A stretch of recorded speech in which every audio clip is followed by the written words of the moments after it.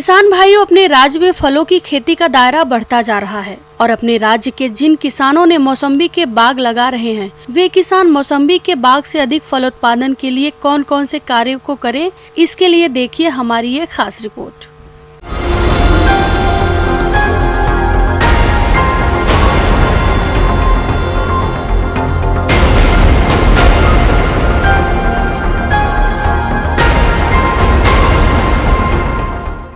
किसान भाई, हमारे जो किसान भाई मौसमी फल लेते हैं, जो ये मौसमी फल खास करके ये नींबू वर्गीय फल है, जो नींबू वर्गीय फलों में एक है मौसमी फल। तो इसमें नींबू वर्गीय में जैसे संतरा है, मौसमी है, नींबू है, माल्टा है और ग्रेप भी इसी वर्ग में आता है। तो ये खास करके भारत में पूरे विश्व में सबसे ज़्यादा ये नींबू का, खास करके भारत को नींबू के लिए मुख्य उत्पादक देश माना जाता है।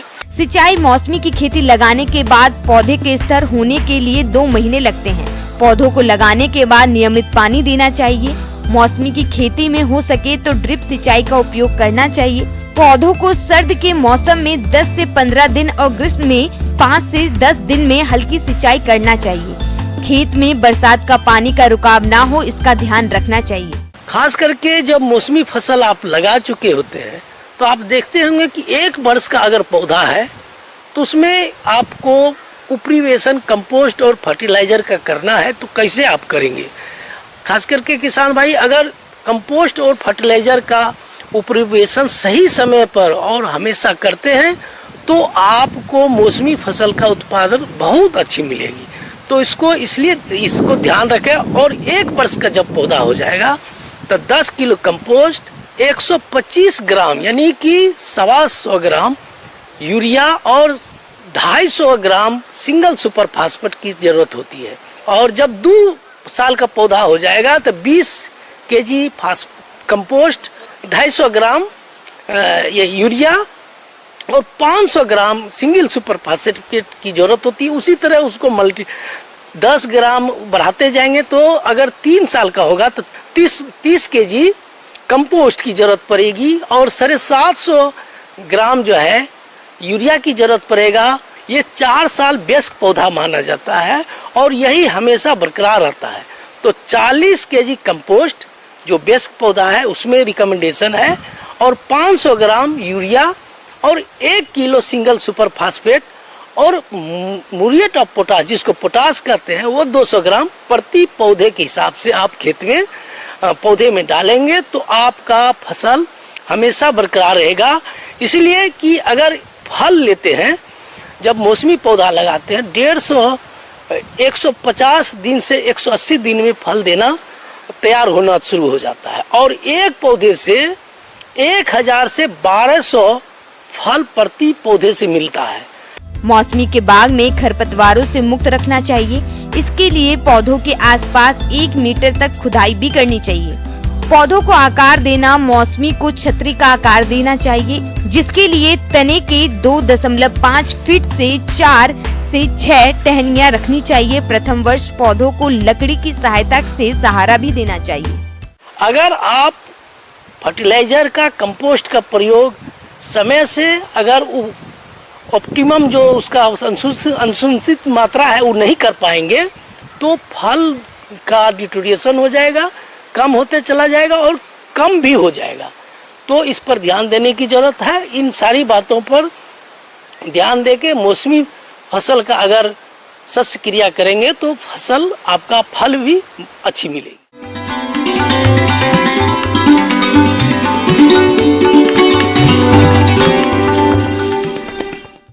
आइए जानते हैं अन्नदाता निःशुल्क फोन के माध्यम से पूछे गए समस्याओं का समाधान। अन्नदाता निःशुल्क फोन संपर्क सेवा के माध्यम से पूछे गए प्रश्नों में से आज हमने जिस प्रश्न को कार्यक्रम में शामिल किया है उसे पूछा है ग्राम रेवाड़ा, जिला पाली के कृषक अंकित सिंह ने। आप सिरोही बकरी की पहचान के बारे में जानकारी चाहते हैं तो अंकित सिंह जी, आपकी जानकारी के लिए प्रस्तुत है कार्यक्रम का ये अंश। राजस्थान में सिरोही नस्ल की बकरी उत्तम नस्ल है और ये द्विप्रयोजनीय है। इस नस्ल के मुख्य लक्षण जो आप देख रहे हैं, यहाँ पर हल्का झोल होता है, ये इसका नस्ल का पहचान का मुख्य लक्षण है। दूसरा, इसके लीफी ईयर है जो कि पत्ते नुमा होते हैं। तीसरा, इसके जो सींग होते हैं वो थोड़े सर में गड़े हुए होते हैं। और चौथा, जो इसका पिछली टांगों का जो भाग है, टखना, वहाँ पर इसके जो बाल होते हैं ये गुच्छेनुमा होते हैं। ये सिरोही नस्ल की बकरी के लक्षण हैं। इस प्रकार से जब भी आप बकरी खरीदे तो इन लक्षणों को देखकर आप बकरी खरीदे। और ये भूरे रंग की भी होती है और भूरे धब्बेदार रंग की भी होती है। इसका जो मांस होता है ये उत्तम क्वालिटी का होता है। दूध उत्पादन भी ये 1 से 1.5 लीटर देती है। पशुपालक भाइयों, इसके प्रबंधन के लिए मुख्य रूप से 4 से 6 घंटे तक आप इसको चराई कराए और तब आपको ज़्यादा लाभप्रद होगी बकरी पालन। स्टाल फीडिंग भी आप कर सकते हैं, बकरी को अपने घर में ही पाल सकते हैं, लेकिन अगर आप इसको 2 घंटे आप चराने के लिए जाते हैं तो इसके बहुत अच्छे बेहतरीन रिजल्ट आते हैं। और इसके जो आहार है, आप तकरीबन प्रति बकरी जो दूध उत्पादन कर रही है उसको 300 से 400 ग्राम आप प्रतिदिन का दाना दे। और हरे चारे में आप जैसे रिज का है या आपके पास नीम की पत्तियां हैं इस समय, या सेजना की जो पत्तियां हैं वो आप इसको 1 से 2 किलो तक पत्तियां खिलाए। और आपके पास जैसे ग्वार का चारा है या लूम है वो आप आधा किलो से 1 किलो तक आप प्रतिदिन आप इनको खिलाए। बांट में आप तकरीबन 10 से 15 ग्राम आप नमक अवश्य रखें प्रति बकरी, और 10 से 15 ग्राम ही आप मिनरल मिक्सर आप इसमें अवश्य रखें। तो विभिन्न तरह की किसी भी तरह की बीमारियां नहीं होगी और आपकी बकरी बिल्कुल स्वस्थ होगी। स्वास्थ्य प्रबंधन में आप जैसे ही आपके पास जो छोटी बकरी का बच्चा है वो जैसे ही 3 से 4 महीने का हो जाए तो आप उनको पहला टीका PPR का लगवाए। 3 वर्ष में 1 बार लगाते हैं। ऐसे ही फड़किया रोग के लिए ईटी का टीका लगाते हैं, ये भी प्रति वर्ष 1 बार लगाते हैं, साल में 1 बार ही लगवाए। और जो FMD का खुरपका मुंहपका रोग होता है उसका टीका साल में 2 बार आप लगाए। तो बकरियों में आप इस तरह के टीके लगाने से किसी भी तरह की ये तीनों तरह की बीमारियां पैदा नहीं होगी। और जब भी आप कहीं से नई बकरी खरीदे तो आप अपने नज़दीकी क्षेत्र से उसको प्राथमिकता दें। और अगर आपने 50 किलोमीटर दूर से बकरियां खरीदी है तो पहले ही आप जहां खरीदते हैं वहां पर आप टीकाकरण अवश्य करवा दें। और 15 दिन बाद आप बकरी को अपने बाड़े पर आप लाइए, तो आपकी बकरियों में मोर्टिलिटी नहीं होगी और आपकी बकरियां बिल्कुल स्वस्थ रहेगी।